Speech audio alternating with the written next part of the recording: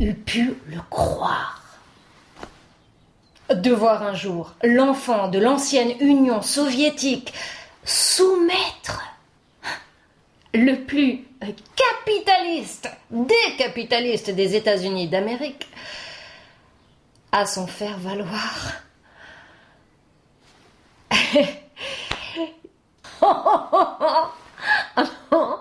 Ah non, non, Trump, traité de caniche de Poutine. Je sais pas, il y a de quoi hurler de rire, voire même ne plus s'arrêter de pleurer, de verser des larmes de sens sur la dépouille du non-sens, sur la surdité de l'absurdité.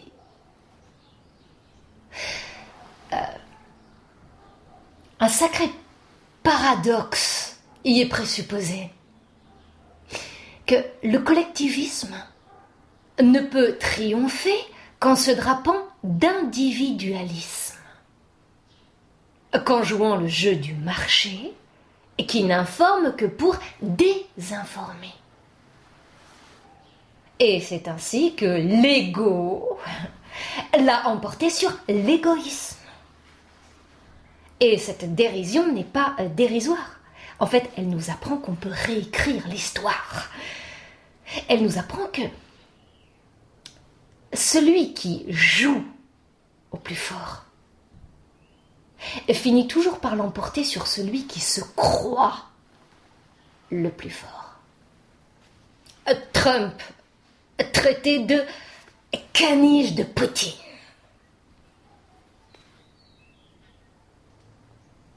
J'hésite en fait. Oui, il y a de quoi hésiter en fait entre la banalité de l'insulte et le culte de la lucidité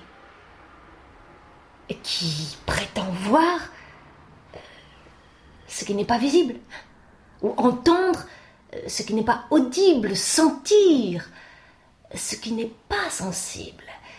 Et ça, c'est la plus belle hypothèse des complotistes.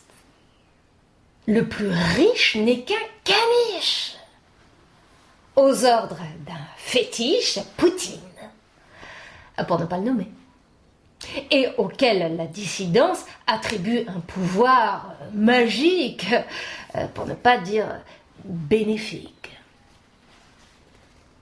Mais vous avez bien entendu, Trump traité de caniche de Poutine. Ah, je sais pas moi, il y a quand même de quoi se remettre à croire au renversement de l'histoire. Vous voyez, son Altesse, tenue en laisse, d'une manière imperceptible, hein, au point quand même qu'on ne sait plus qui promène qui. Donc, merci Rousseau de nous rappeler que le maître n'est jamais assez fort pour être toujours le maître.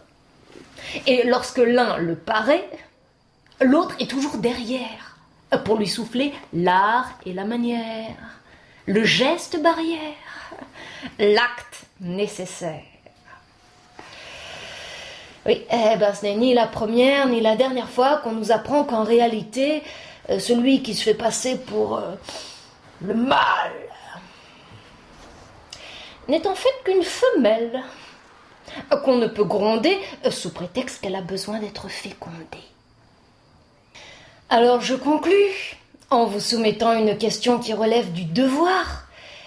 Est-ce que c'est Trump qui nous le fait croire?